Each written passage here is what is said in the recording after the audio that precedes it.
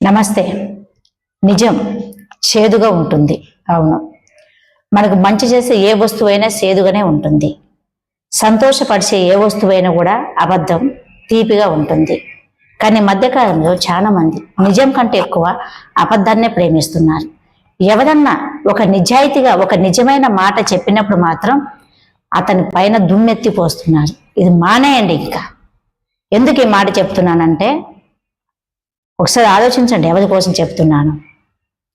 మన గరికపాటి గారి కోసం. గవర్నమెంట్ స్కూల్కి గుడ్డొద్దు, ఫుడ్ వద్దు, పిల్లలకి చదువు చెప్పమన్న ఒక మంచి ఉద్దేశంతో చెప్పినాడు.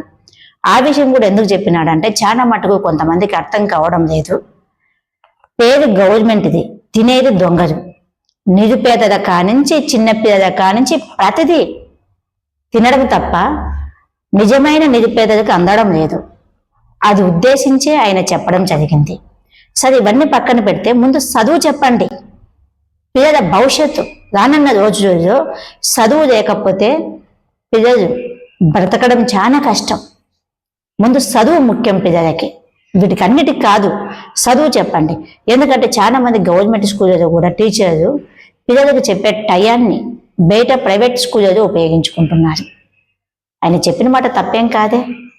అతన్ని అనే ముందు అతను మనకి ఎన్ని మంచి మాటలు తెలపరిచినాడు, ఎన్ని మంచి మంచి విషయాలు ప్రజలకు తెలపరుస్తున్నాడు. ఈరోజు ఈ విషయం ఎందుకు అన్నాడు, అందులో ఉన్న నిజం ఏంటి, అది తెలుసుకోండి ముందు.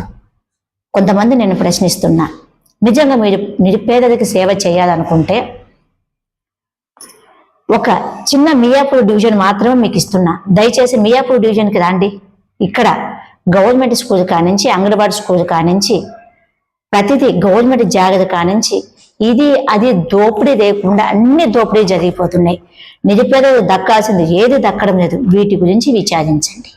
అంతేగాని ఒక మంచి మనిషి మీద దుమ్మెత్తిపోయకండి. అది మంచిది కాదు. ఉంటాం.